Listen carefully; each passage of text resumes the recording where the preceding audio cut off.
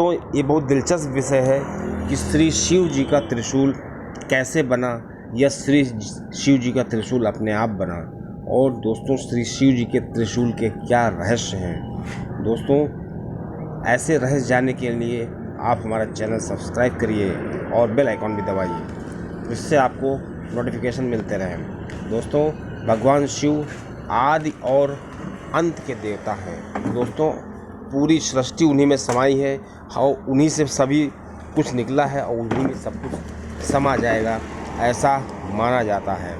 दोस्तों त्रिशूल जो है श्री शिव जी का प्रिय अस्त्र है।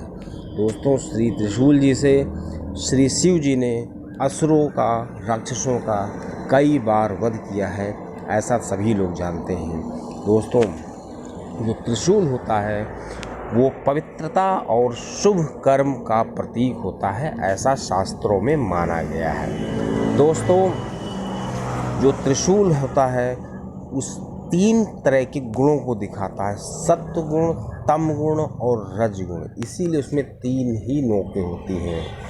दोस्तों जो ये त्रिशूल है उसमें 3 तरह के जो संकेत होते हैं उसके। पहला प्रकृति के रख रखाव का, प्रकृति का आविष्कार और प्रकृति का विनाश, ये दोस्तों त्रिशूल के संकेत हैं। जैसे ईश्वर जो है बनाता है, ब्रह्मा जी हर चीज़ बनाते हैं, शिव जी विनाश करते हैं और विष्णु जी जो है उसका पालन पोषण करते हैं।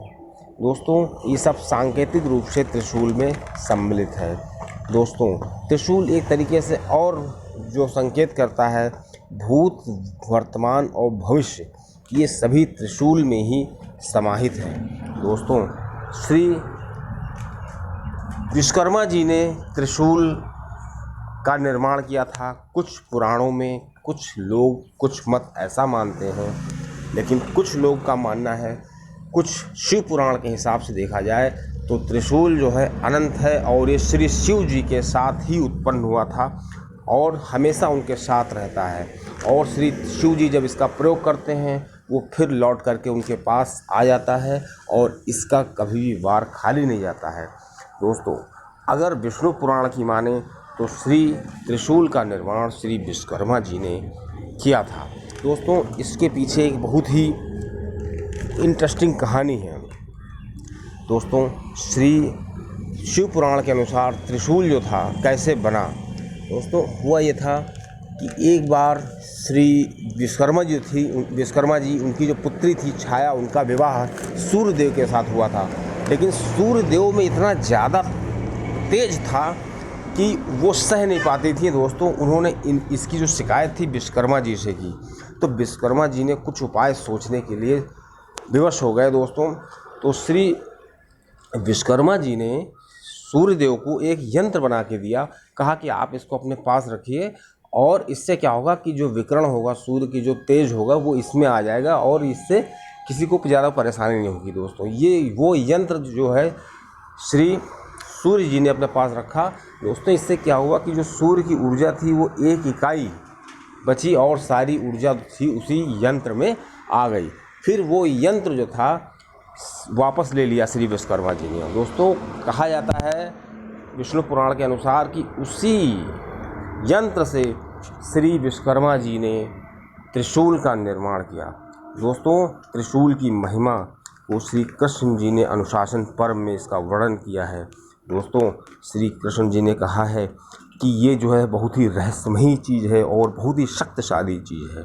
दोस्तों श्री त्रिशूल जी के बारे में बताया गया है कि इसकी जो मारक क्षमता है या इसकी जो शक्ति है वो पशुपात्र अस्त्र भी इसके सामने फीका पड़ जाता है। दोस्तों ऐसा श्री कृष्ण जी ने बताया और ये बताया अनुशासन पर्व में कि इस जो शस्त्र है इसको श्री शिव जी धारण करते हैं और ये श्री शिव जी के पास हमेशा रहता है। और दोस्तों ये भी बताया गया है कि ये जो चमत्कारी और रहस्यमयी त्रिशूल है इसको श्री शिव जी के अलावा श्री पार्वती जी भी उठा सकती हैं। दोनों के अंदर बराबर क्षमता है उठाने की। दोस्तों और श्री कृष्ण जी ने बताया कि ये जो है अंतरिक्ष को विनाश करने की क्षमता रखता है। एक बार इसका अगर संधान कर दिया जाए तो पूरा अंतरिक्ष नष्ट कर सकता है। दोस्तों, श्री ब्रह्मा जी भी इसके शक्ति के आगे घुटने टेक सकते हैं दोस्तों। और इसकी एक खास बात होती है कि अगर एक बार इसका प्रहार कर दिया जाए तो ये अपने लक्ष्य को पूरा करके ही आता है, ऐसे वापस नहीं आता है दोस्तों। ये भी बताया गया है कि श्री शिव जी अपने दाहिने हाथ में त्रिशूल को रखते हैं दोस्तों, और श्री त्रिशूल में जो 3 नोकें हैं, 3 नोक होती हैं, वो तीनों नोकें क्रमशः इच्छा, क्रिया और ज्ञान का प्रतीक होती हैं दोस्तों। जो इच्छाएं होती हैं विश्व की, वो सब एक नोक प्रदर्शित करती है, और इच्छाओं की वजह से जो क्रिया करते हैं वो दूसरी नोक, और तीसरी नोक हमारा ज्ञान जो कोश होता है उस पर आधारित होती है दोस्तों। त्रिशूल को ठीक से देखने पे लगता है नोक के नीचे समानांतर हिस्से होते हैं, समानांतर जो आयरन रॉड होती है लोहे की दोस्तों, वो प्रतिनिधित्व करती हैं परम शिव, पराशक्ति और पराबिंदु दोस्तों। ये तीनों शक्तियाँ हैं, ये महाशक्तियाँ हैं, और इनके पूरे डिटेल के लिए मैं अलग वीडियो बनाऊंगा। अभी आप ये समझ लीजिए कि जो 3 समानांतर जो रॉड्स होती हैं उसमें वो 3 शक्तियाँ होती हैं, परम शिव, पराशक्ति और परम बिंदु। ये तीनों पैरेलल कार्य करती हैं। इसी से सृष्टि का संचालन बहुत ही सुचारू रूप से हो सकता है दोस्तों। ये जो श्री शिव जी के पास जो त्रिशूल है, ये अपने आप में रहस्यों से भरा हुआ है दोस्तों। तो इस प्रकार विष्णु पुराण की माने तो भगवान विश्वकर्मा जी ने इसका निर्माण किया था, और भगवान विश्वकर्मा जी ने इसको बहुत ही ऊर्जा से लैस कर दिया था, और इस प्रकार वो श्री शिव जी के पास आया, जिससे कि सृष्टि में आगे चल के बहुत से कारनामे किए गए दोस्तों। अगर श्री शिव पुराण की माने तो जिस प्रकार शिव का कोई आदि नहीं है, कोई नहीं जानता कि श्री शिव जी का जन्म कब हुआ था, श्री शिव जी के माता पिता कौन हैं, और श्री शिव जी कब तक रहेंगे दोस्तों। जिस प्रकार शिव अनंत है, उसी प्रकार उनकी जो शक्ति है, उनका जो त्रिशूल है, वो भी अनंत है, अनंत काल से उनके पास है और हमेशा रहेगा दोस्तों। यही दोनों मतों में अंतर है। लेकिन दोस्तों, जो विश्वकर्मा जी की कहानी है, जो विष्णु पुराण की कहानी है, बहुत ही व्यवहारिक लगती है, और श्री शिव पुराण की कहानी भी अपने आप में एक अहम भूमिका रखती है दोस्तों। कुछ भी हो, ये श्री शिव जी के साथ हमेशा रहता है। और दोस्तों, श्री शिव जी के पास जितनी भी शक्तियाँ हैं वो दिखाई नहीं देती हैं। हम लोग फोटो में भी देखते हैं तो उनकी शक्तियाँ कम दिखाई देती हैं, खाली वो त्रिशूल जरूर रखते हैं दोस्तों। बोलिए जय शिव शंकर। और